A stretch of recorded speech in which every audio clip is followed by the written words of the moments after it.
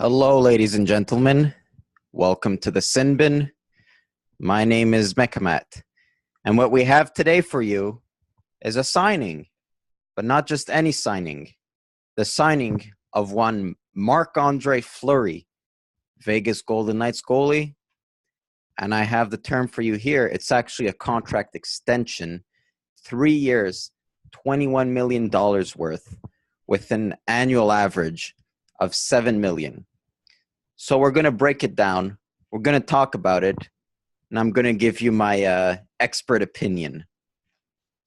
So let's go back to the history of Marc-Andre Fleury, drafted first overall by the Pittsburgh Penguins. Nowadays, it would be criminal to see a goalie drafted first overall. Off the top of my head, there's Marc, there's Rick DiPietro. That's all. As far as goalies going number one. So this guy's the number one pick, and he's playing on an expansion team. He's a good player. So he won a bunch of Stanley Cups in Pittsburgh. He made that save against Detroit that everyone's showing on the television. And on June 8th, he says he wants to finish his career in Vegas. So he wants to play in Vegas. He's played good in Vegas. He's a good player. It only makes sense you give him the extension. This is a good move for Vegas. Okay? Now, here's the thing. Marc-Andre Fleury, he's no spring chicken. He's currently 33 years old. And by the time the contract extension kicks in, he's going to be old. And by the time it ends, he's going to be old. But here's why it's a good move. It's only 3 years.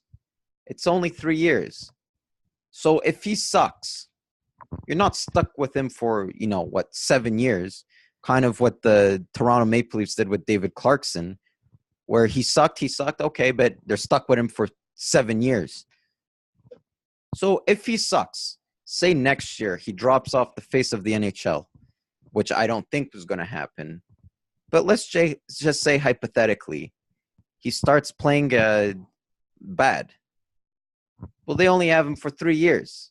It's not the end of the world. It's not an ideal situation. It's just not the end of the world.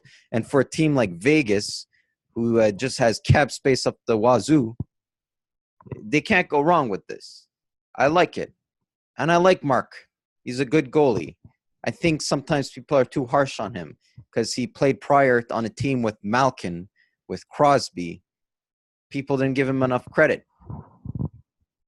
Now, in the previous playoffs, up until the final round, Marc-Andre Fleury could have been a Conn Smythe candidate. He was that good. He carried them. He played legendary. He was one of the best goalies ever to play a playoff series. He was that good. In fact, if you ask the LA Kings, they have nightmares of Marc-Andre Fleury in their sleep, because they couldn't get one on him. He was that good. And he followed that against San Jose. He followed it against, what's next? The Winnipeg Jets. The Winnipeg Jets played great. Fleury was, pitching himself all over the place, making saves, diving and making a save. The kid was playing out of his mind. He was playing like a first overall goalie. And then they got to the final round. And I can't put the blame on Fleury because it's a team sport. I'm not like LeBron James who blames his own player, It's a team sport. But if you say that Marc-Andre Fleury played the same in that final round as he did in those prior rounds, you're smoking the funny stuff. Because there was a significant drop in play. He didn't make the key saves. Now, to be fair, his team didn't score the goals, didn't give him enough breathing space. But they weren't doing that in the prior rounds either, And it was more so evident in the final round. Where was John Masserole the final round? Where was Carlson the final round? So that's what I think. Now this George McPhee kid, he's a good GM. He obviously won GM of the year. Everyone and their mother saw that coming. He made some good moves. He built the team. He selected the good players, and then some.